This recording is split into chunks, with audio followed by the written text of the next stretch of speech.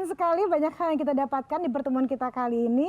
Dan yang paling penting ya, hidup adalah ujian katanya ya.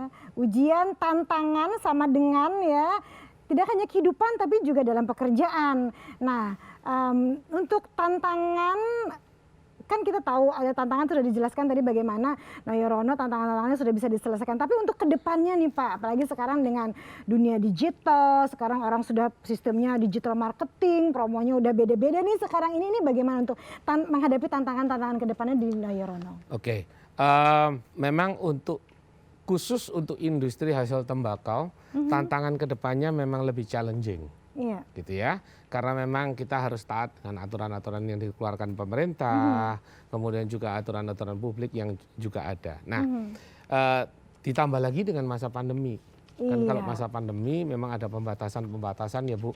Nah, dalam pembatasan-pembatasan itu orang malah lebih kurang mengkonsumsi produk kami.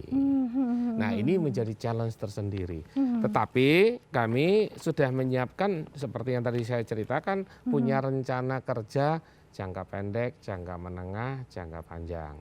Dan ini sudah disiapkan untuk menata perusahaan agar dalam hal peningkatan kualitas, peningkatan standar produk, peningkatan kualitas manusia, ini kesempatan untuk dilakukan.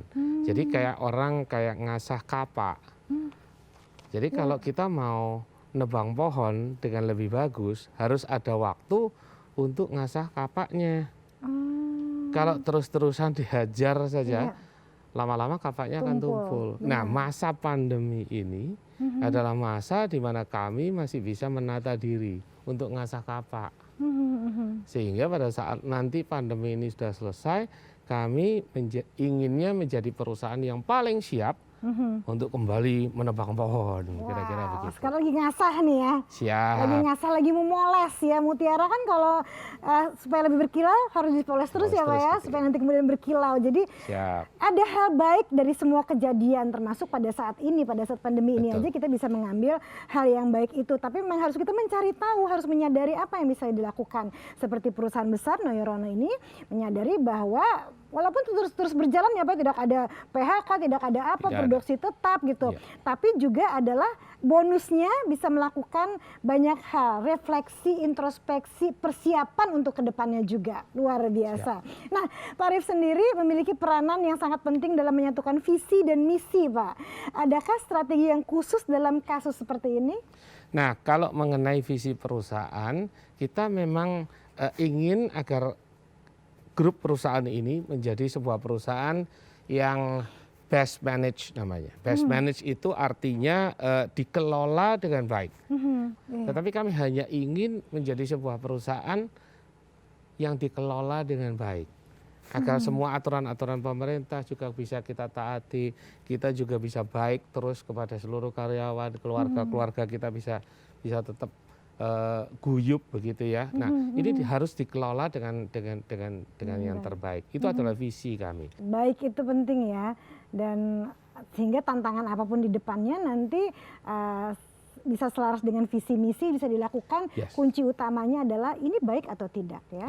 Jadi kalau ingin melakukan sesuatu mungkin ada keputusan perusahaan atau segala macam, semuanya didasarkan dengan hal yang baik. Baik atau tidak, kalau baik dijalankan seperti itu sesuai dengan visi dan misi. Nah, pengelolaan bisnis yang baik tidak terlepas dari kebijakan perusahaan yang baik, latar belakang yang baik, keluarga pemilik memiliki peran juga kah Pak untuk terjun langsung kah? Jadi keluarga itu memberi contoh terus masuk, nggak ada WFH Bu.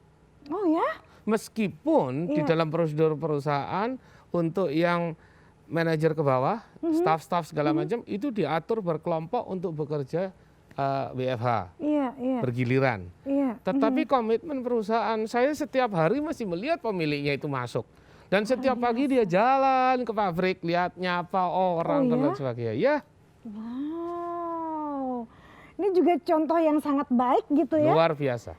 Tidak hanya di lingkungan manajemen tingkat tinggi lah ibaratnya ya, tapi juga sampai ke bawah, sampai ke pabrik seperti itu. Mereka mempunyai filosofi yang secara pribadi, ini bukan perusahaan tetapi filosofi pribadi dari pemilik. Mereka menganut sebuah sistem yang namanya servant leadership. Jadi bagaimana itu, Pak? Jadi mereka harus melayani orang. Mereka menganut sistem ini. Makanya saya bilang all in all adalah Nairono Kudus adalah sebuah perusahaan yang baik. Dan itu tercermin dari setiap perilaku orang-orang yang ada di sana, termasuk pemiliknya. Nggak ada yang sombong. Dasarnya adalah baik ya.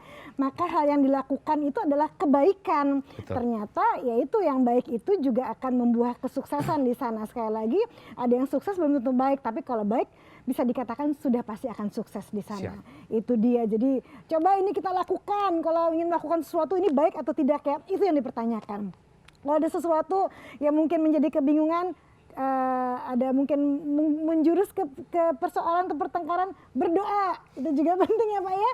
Jadi tadi bersatu, berdoa, berkarya, itu saya ingat terus sampai sekarang. Nah satu lagi Pak, kebijakan profesional dari manajemen men-treatnya atau memperlakukan seluruh karyawan menghadapi krisis nasional dan global saat ini bagaimana Pak? Kami tetap patuh kepada peraturan-peraturan pemerintah. Ya, jadi kalau memang ada misalnya kebijakan pemerintah daerah menerapkan harus ada pembatasan, kami pembatasan. Bahkan kami juga diapresiasi oleh Gubernur Jawa Tengah menjadi perusahaan rokok pertama yang menerapkan sistem produksi yang berjarak. Jadi kalau satu floor produksi itu 500 orang gitu ya. Nah kami potong menjadi 250 dengan memberikan jarak kepada setiap karyawan yang bekerja di sana, ada partisi dan lain sebagainya, sehingga diapresiasi oleh Pak Gubernur. Jadi intinya adalah kita taat kepada peraturan-peraturan yang ada. Dan ini harus disiplin. Dan kami selaku profesional juga berusaha untuk selalu menerapkan dan patuh pada peraturan-peraturan dan kebijakan pemerintah yang ada. Makanya tetap ya karena keadaan sekarang semua juga merasakan efeknya, tidak hanya lingkungan keluarga atau pribadi, juga Anda harus tahu perusahaan sebesar Nayorono pun merasakan efek dan dampak dari pandemi, krisis global dan lain-lain. Tapi bukan berarti tidak bisa untuk terus jalan dan bahkan bisa lebih baik gitu, dan bisa ternyata. Dan di sini kita belajar bahwa memang leadership, kepemimpinan itu penting sekali membentuk satu perusahaan, pekerjaan, semua karyawan menjadi baik gitu, perusahaan yang baik dan berbuah kesuksesan. Pak Arief masih ada di sini, saya masih akan bertanya lagi, Anda pun pasti ingin tahu, makanya jangan kemana-mana.